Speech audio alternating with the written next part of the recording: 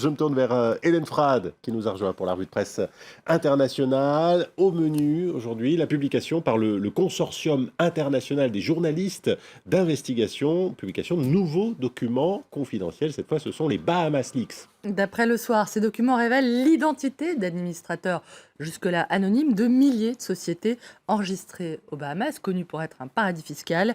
Parmi ces administrateurs, Neelie Kroes, l'ancienne commissaire européenne à la concurrence de la commission Barroso, qui n'avait pas déclaré cette fonction, oui, aux autorités bruxelloises au moment de son entrée en fonction en 2004, et même assuré alors avoir abandonné tous ses mandats avant d'entrer à la Commission européenne. Oubli ou mensonge par omission, ces révélations sont présentées par le quotidien belge comme explosives, je cite, pour l'image de l'ex-commissaire, qui avait promis également de n'accepter aucune responsabilité dans une entreprise à l'issue de son mandat bruxellois et exerce à présent des fonctions de conseil auprès de la Bank of America Merrill Lynch, de Salesforce, qui est aussi une entreprise américaine spécialisée, elle, dans le stockage de données à distance, et Uber, le fameux groupe de VTC. Ah, le devoir d'exemplarité, soupire Le Soir, qui assure que les Bahamas Leaks, pas plus que les Panama Papers ou les LuxLeaks, ne sont une chasse aux sorcières. Il s'agit de maintenir une pression, notamment par une transparence et une diffusion d'informations sur le respect de l'éthique et des règles fixées par la société, la démocratie, explique le journal, et qui ajoute que si les éléments qui ressortent des Bahamas Leaks sont confirmés, le dégât ira au-delà du seul cas de Neelie Kroes, qui irait alors rejoindre José Manuel Barroso de Goldman Sachs, dans l'esprit de ceux qui estiment que certains dirigeants profitent du pouvoir ou s'arrangent avec l'éthique et les devoirs de leurs fonctions, je cite. Oui, parce que l'ex-commissaire Neelie Kroes n'est pas la seule responsable politique de haut rang qui est citée dans ces Bahamas Leaks. Le Süddeutsche Zeitung en Allemagne ajoute que l'ancien ministre des Mines colombien Carlos Caballero Argaez, l'actuel ministre des Finances canadien William Francis Morneau, l'ex-premier ministre qatari Ahmad bin Jassim bin Jaber Al Thani ou encore l'actuel vice-président angolais Manuel Vicente serait également effectivement directeur de structures offshore domiciliées aux Bahamas, où la Fédération internationale de tennis, Vincent, serait également enregistrée sous la forme d'une entreprise. Bien, décidément. À la direction à présent les États-Unis, Hélène, où des violences ont de nouveau éclaté, on le disait, cette nuit à Charlotte, en Caroline du Nord, après la mort mardi de Keith Lamont Scott, abattu par un policier. D'après la police, cet homme noir de 43 ans a été tué pour avoir refusé de lâcher son arme lors d'un contrôle, tandis que ses proches affirment au contraire qu'il n'avait qu'un livre à la main. L'agent qui l'a abattu, Brantley Winson, est lui-même un policier noir, suspendu en attendant les résultats de l'enquête administrative.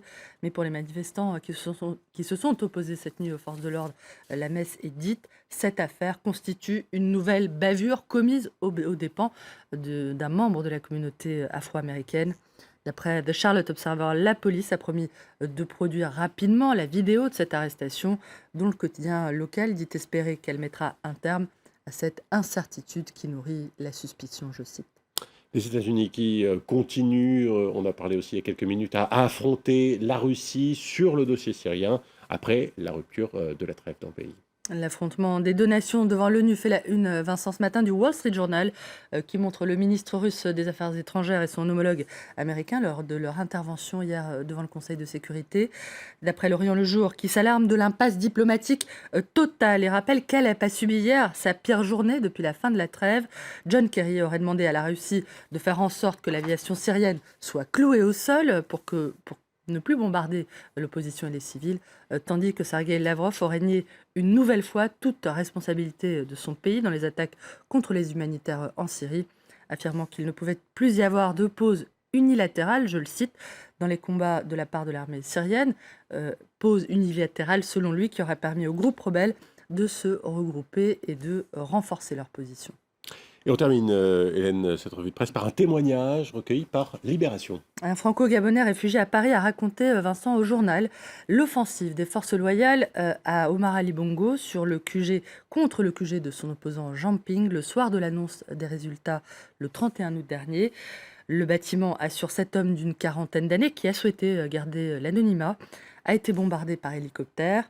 C'était la panique générale. Les gens se bousculaient dans les escaliers. Je me suis cachée dans un couloir au premier étage. Il y avait plein de gens qui pleuraient, je le cite. Il poursuit. Dans une pièce, il y avait une centaine de corps sur le sol.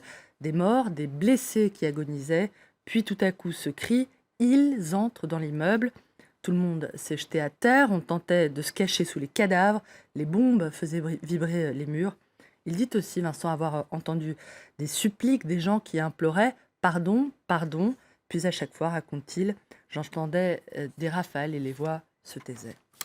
C'est un témoignage donc, recueilli ce matin par Libération. Merci Hélène Frade, merci pour cette revue de presse internationale.